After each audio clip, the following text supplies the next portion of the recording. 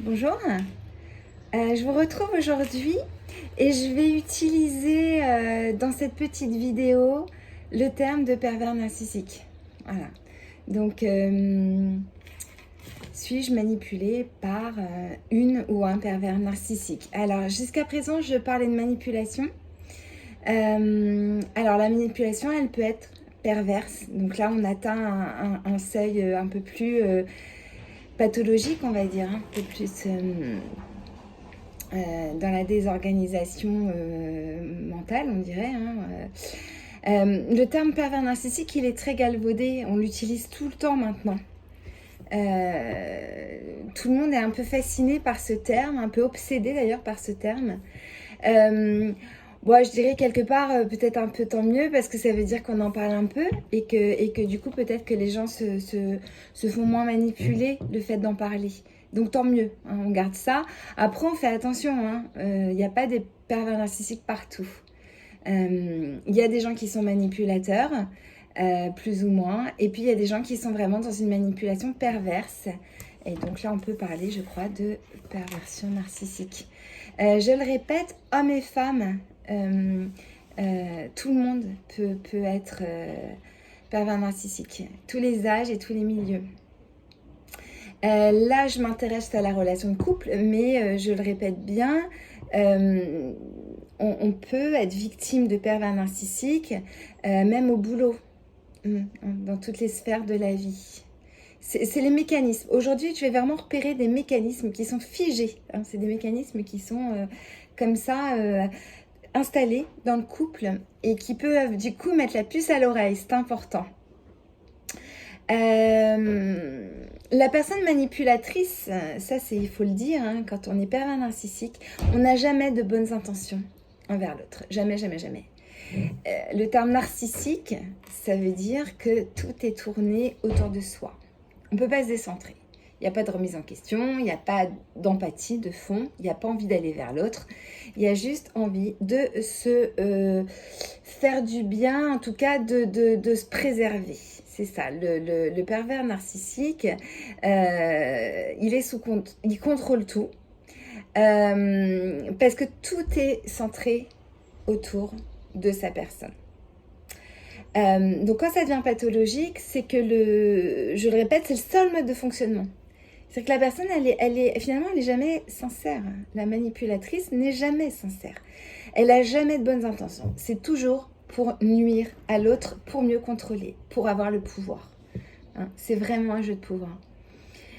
Alors, il faut partir d'une image que la personne qui serait pathologiquement manipulatrice, elle serait vide de l'intérieur. Ça, c'est important de se le dire. Comme si, en fait, il y aurait rien. Ah là, c'est horrible. C'est du vide à l'intérieur. Il n'y a rien. Il n'y a pas de force de vie. Il n'y a pas de force de vie. Du coup, pour tenir debout, eh bien, cette personne-là, elle va se servir de la force de vie de l'autre pour se nourrir, d'accord ? Et ben, du coup, pour transférer son mal-être vers la victime.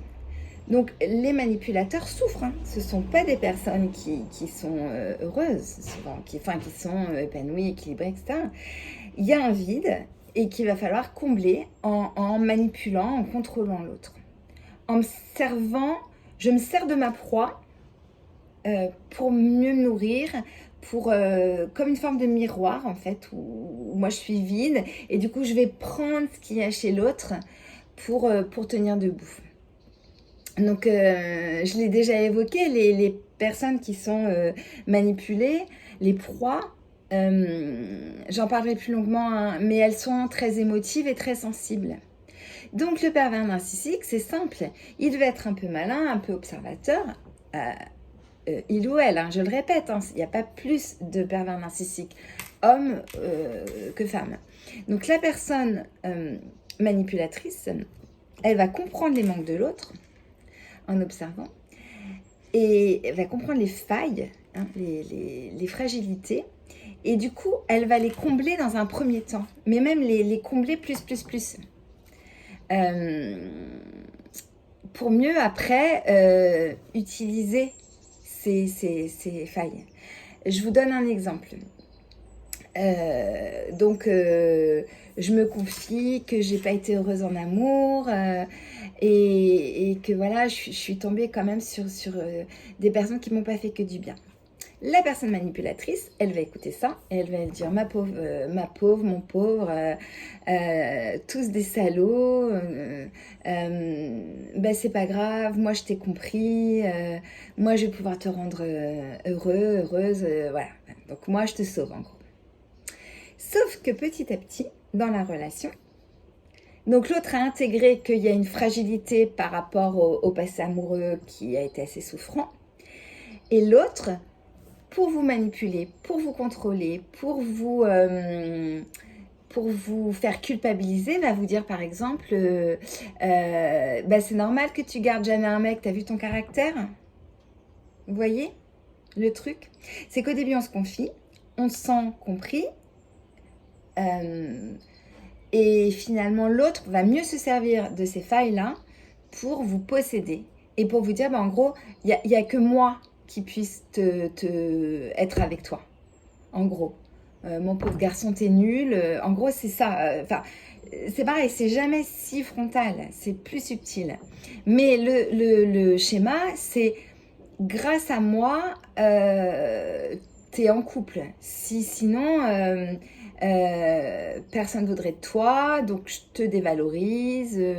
Je te coupe du coup des gens que t'aimes ou qui te font du bien, etc. pour te posséder.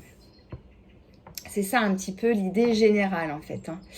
On est facilement piégé, c'est ça qu'il faut se dire. C'est que c'est très facile puisque au début c'est magique. Donc qui peut ne pas se faire avoir quand l'histoire elle est magique au début? Donc c'est pour ça qu'il faut avoir la puce à l'oreille, avoir du discernement. Et d'où l'intérêt de vous questionner, de regarder des vidéos, lire des articles. Quand vous avez je le disais, quand émotionnellement vous sentez qu'il y a un truc qui va pas, vous savez pas quoi dans cette histoire, interrogez-vous, c'est important. J'ai fait une petite liste de thématiques pour éveiller vos doutes si vous en avez, pour conforter ou non. En tout cas, si on se questionne sur ce sujet, c'est qu'on a besoin de réponses. Alors, je le disais au début, c'est la lune de miel. C'est fluide, c'est magique. Le pervers narcissique, donc la personne, je répète, pervers narcissique, homme ou femme, elle veut rendre l'autre complètement dépendant, lui être indispensable. Donc du coup, personne très attentionnée, très prévenante, elle rend plein de services, elle fait plein de câlins, elle offre des cadeaux, le sexe c'est top, voilà. Ok. Beaucoup de séduction, donc charisme, ce sont des personnes très enjôleuses. Sinon ça marche pas en fait. On ne se ferait pas avoir si la personne elle n'avait pas de rayonnement. Donc très serviable, elle écoute, généreuse. C'est pour cela qu'on se fait avoir facilement. Ce sont des personnes vraiment, c'est le mot, enjôleuses. D'accord, des cadeaux, des bons petits plats, etc. Et puis petit à petit, on se rend compte en fait que finalement il n'y a pas tant d'empathie que ça. On se rend compte petit à petit dans les situations de vie. Et puis il n'y a jamais de remise en question.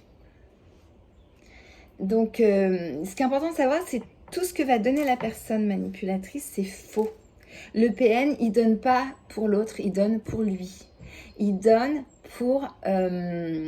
il donne au début, ou de temps en temps, quand il sent que l'autre s'éloigne, il redonne un peu plus, mais que pour mieux assujettir l'autre. Donc c'est pour lui, c'est toujours par rapport à lui. Il porte un masque, le pervers narcissique porte un masque, on ne sait pas qui il est en fait, ou plusieurs masques, mais c'est pour mieux posséder. Ça c'est important.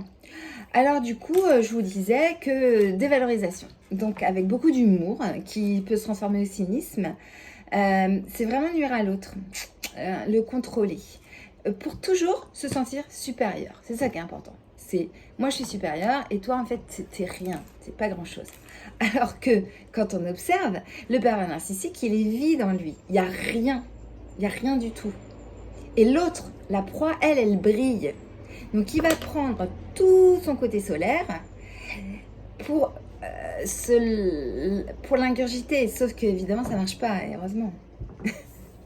Enfin, j'espère que ça marchera de moins en moins en tout cas. Il y a de l'emprise. Voilà, le mot il est magique. L'emprise. Et l'emprise, le pervers narcissique, il sent quand ça marche, quand il y a de l'emprise. En gros, il vous fait comprendre que t'es rien sans moi. Ou avec tout ce que je fais pour toi, comment tu peux réagir comme ça? Du coup, qu'est-ce que ça fait dans le cerveau? C'est que finalement, c'est vrai. Ben oui, avec tout ce qu'il fait pour moi, avec tout ce qu'elle m'a dit, tout ce qu'elle me fait vivre. Bon, voilà quoi. J'exagère un peu peut-être. Et remise en question permanente. Et comme la victime, souvent, c'est une personne hypersensible, et dans l'analyse, tout le temps, mais oui, c'est vrai, j'aurais peut-être pas dû dire ça, j'aurais pas dû faire ça. Et là, on est complètement piégé, parce que du coup, c'est là qu'on voit qu'il y a de l'emprise. C'est que l'autre, il a de toute façon le pouvoir, quoi qu'il fasse. Même si son comportement, il est complètement inadapté, on se dit que c'est de notre faute. Alors, le pervers narcissique, il peut être très, très, très boudeur. La personne, elle peut être très susceptible, elle fait la gueule. Comme ça, il n'y a pas de raison, on ne sait pas pourquoi. Donc, vous voyez, on distille une tension qui est tout le temps, souvent chaotique. C'est la personne qui, au téléphone, quitte la conversation avec son amoureuse sans dire au revoir ou bisous. Ça peut être froid, ça peut être un chantage permanent dans la toute-puissance. Et du coup, on se dit, mais qu'est-ce que j'ai fait? Mais pourquoi il est si froid? Qu'est-ce que j'ai dit? Et l'autre se remet tout le temps en question. Voilà. Donc pour la proie, c'est infernal. Le cerveau, il bouillonne tout le temps. Et puis pour le pervers narcissique, il voit qu'il a le pouvoir. Donc il se nourrit de cette emprise. Et puis en gros, c'est ça. C'est le pervers narcissique, lui. En fait, il va continuer de briller grâce à ce qu'il prend chez vous. Et puis vous, au contraire, vous allez vous éteindre. Et souvent, on peut, quand on est victime d'un pervers narcissique, souvent on peut faire une dépression. En tout cas, les gens disent, ils vous sentent plus triste. Il y a plus ces pulsions de vie qu'il y avait. Les pulsions de vie qui ont du coup beaucoup attiré le pervers narcissique, comme il les prend, comme il les piétine, du coup vous en avez plus. Donc vous rayonnez plus. Et l'autre, il est content, il a le pouvoir. Vous voyez un peu le mécanisme, c'est important de comprendre comment ça se joue. Alors bien sûr, l'idée c'est de vous couper des autres pour mieux vous posséder. Donc, alors au lieu de dire je veux plus que tu vois tes amis, parce que ça évidemment, je vous rappelle que les victimes des pervers narcissiques, elles ont du tempérament. Ce ne sont pas des personnes qui sont soumises, pas du tout. Ce sont des personnes qui sont très intelligentes, donc dans l'analyse. Donc si le pervers narcissique, il vous dit « je veux plus que tu vois tes amis », bon, on se dit « pourquoi il dit ça ?» Sauf que s'il vous dit « oui, t'as vu cette personne-là, elle est un peu jalouse de notre bonheur, je sais pas si elle veut tant de bien que ça. » Une fois, deux fois, trois fois, avec des exemples, etc. Et petit à petit, en fait, le doute va s'immiscer en vous. Et pour plus avoir d'histoire, vous voyez plus les gens. Et l'autre, il est content, il a compris que ça marchait. Et puis que du coup, vous n'allez pas pouvoir raconter ce qui se passe aux autres. Donc du coup, vous êtes dans ces filets et voilà. Et c'est ça, et c'est super. Il n'a pas de concurrent en fait. Vous êtes enchaîné, vous êtes dans une prison si vous êtes coupé des autres. Il y a quelque chose aussi dont je voulais vous parler, c'est le fait que finalement, quoi qu'on fasse, quoi qu'on dise, de toute façon, ça ne va jamais. C'est un peu le discours de la double contrainte. On appelle ça en systémie. La double contrainte, c'est que de toute façon, quoi qu'on fasse, ça va pas. C'est l'histoire des deux cravates, la cravate jaune et la cravate bleue. Donc, on m'offre deux cravates, je mets la jaune. L'autre vous dit, pourquoi t'as mis la jaune? Elle te plaît pas la bleue? Le lendemain, vous mettez la bleue et on vous dit bah, pourquoi t'as mis la bleue? Elle te plaît pas la jaune. Et puis si je mets les deux, bah, on va me traiter de fou. Donc quoi qu'on fasse, ça va pas en fait. Voilà.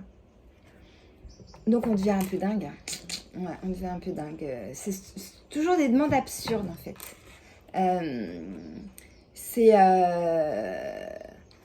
En gros, c'est on vous reproche, bah tu travailles trop, mais tu gagnes pas assez d'argent. Donc vous voyez, tout est paradoxal en fait.